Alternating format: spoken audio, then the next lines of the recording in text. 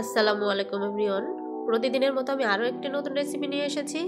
কখনো কি শুনেছেন পাকা আমের বড়া? আজকে আমি তাই করে দেখাবো। আজকে আমি আপনাদের পাকা আমের বড়া বানিয়ে দেখাবো। দেখুন, ভেতরে কোনো রকম কাঁচা বা নরম নেই, একদম মুচমুচে হয়েছে আর দেখতেও কত লোভনীয় হয়েছে। তাহলে চলুন দেখা যাক কিভাবে আমি বানালাম পাকা আমের বড়া। প্রথমে আমি পাকা আমটাকে এভাবে কুচি করে কেটে নিয়েছি। দেখুন আমি কিভাবে কেটে নিয়েছি। এখানে নিয়েছি আমি ময়দা, এখানে নিয়েছি আমি ভাজা বাদাম, এটা হালকা ভাজা বাদাম, এখানে নিয়েছি আমি সুগার, চিনি নিয়েছি এখানে আমি অল্প পরিমাণে, যেহেতু আমটা অনেক পাকা আমার চিনিটা একটু কম লাগবে। এখানে আমি একটু বেসন নিয়েছি আর নিয়েছি এখানে কর্নফ্লেক্স। কর্নফ্লেক্সটা হাত দিয়ে আমি চেপে গুঁড়ো করে নিয়েছি। এখানে নিয়েছি আমি কাঁচা দুধ। দেখে নিন আর একবার উপকরণগুলো, আপনাদের অনেক সুবিধা হবে। আর লাগবে একটু বেকিং পাউডার। তাহলে চলুন এটাকে আমরা এবার প্রসেস করে ফেলি। এর মধ্যে প্রথমে আমি ময়দাটাকে দিয়ে নিলাম। আমার আমটা যেন একটু শুকনো শুকনো হয় আমি সেই পরিমাণে দিয়ে নেব। এখানে আমি বেসনটাকে এবার দিয়ে নিলাম। এবার আমি এর মধ্যে বাদামগুলো দিয়ে নিলাম। এখন আমি দিয়ে নিব চিনি। এবার আমি একটু স্বাদ মতো লবণ দিয়ে নিলাম। এরপর আমি কাঁচা দুধটা দিয়ে মেখে নিব। আমি হাত দিয়ে সুন্দর করে এটাকে মেখে নিব। এটাকে চামচ দিয়ে মাখানো যাবে না, যেহেতু এটাকে শক্ত শক্ত করে মাখাতে হবে। দুধটাকে অল্প অল্প করে দিতে হবে যেন নরম না হয়। দেখুন আমি কেমন করে মেখে নিয়েছি। এবার আমি হাতের তালুতে একটু সয়াবিন তেল ব্যবহার করলাম। এবার এখান থেকে একটু ব্যাটার নিয়ে হাত দিয়ে এভাবে গোল গোল করলাম। এইবার এই গোলটা আমি কর্নফ্লেক্সের মধ্যে দিয়ে আবারও চেপে চেপে নিলাম। এই দেখুন আমি কিভাবে চেপে নিচ্ছি। আমি আরো একটা আপনাদের বানিয়ে দেখাচ্ছি। এই দেখুন আমি কিভাবে বানাচ্ছি, একবার শুধু লক্ষ্য করুন। খুব সহজ একটা পদ্ধতি, আপনারা একবার দেখলেই এটাকে পেরে যাবেন বানাতে। দেখুন একটু চেপে চেপে দিচ্ছি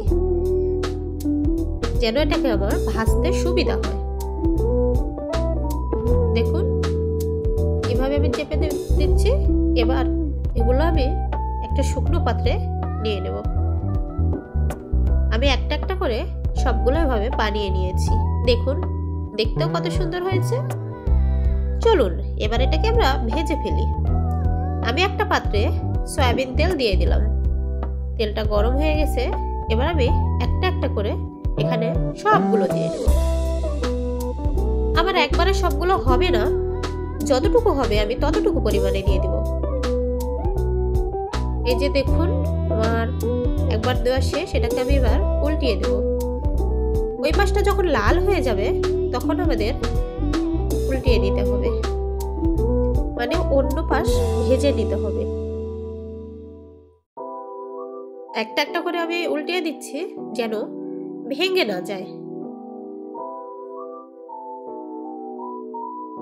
দেখুন কত সুন্দর কালার চলে এসেছে। আপনারা লক্ষ্য করেছেন আমি কিন্তু একটাও ফুড কালার ব্যবহার করিনি। এবার আমি একটা একটা করে উঠিয়ে নিলাম। আমার ভাজা শেষ। আমি আবারও দিয়ে নিব, যেহেতু আমার একবারে হয়নি। আমি বলে দিচ্ছি বন্ধুরা, তোমরা যদি আমার চ্যানেলে নতুন হয়ে থাকো অবশ্যই আমার চ্যানেলটাকে সাবস্ক্রাইব করে নিবে এবং পাশে থাকা বেল আইকনটা ক্লিক করে নিবে, যেন আমি নতুন নতুন ভিডিও ছাড়লে অবশ্যই তোমরা দেখতে পারো। আর একটা সুন্দর কমেন্টস করে যাবে। তোমাদের সুন্দর সুন্দর কমেন্টস আমাকে নতুন নতুন ভিডিও বানাতে আগ্রহ জাগায়। দেখো আমি কিন্তু এবার দ্বিতীয়বার ভাজছি। তোমরা কি লক্ষ্য করেছো আমার কিন্তু একটাও ভেঙে যায়নি। এটা কিন্তু পাকা আমের বড়া, ভুলে যেও না। দেখো আমি একটা একটা করে সবগুলো উল্টে দিচ্ছি। খেতে এত সুস্বাদু হয়েছে বন্ধুরা, তোমরা একবার খেলে এটা ফ্যান হয়ে যাওয়া। পাকা আম থাকতে থাকতেই একবার বানিয়ে ফেলো। কেমন দেখো, দেখেই খেতে মন চাচ্ছে। আমি একটা একটা করে সবগুলো এবার উঠিয়ে নেব। আমি তেল ঝেড়ে ফেলে দিলাম। এই দেখো আমার ফাইনাল লুক।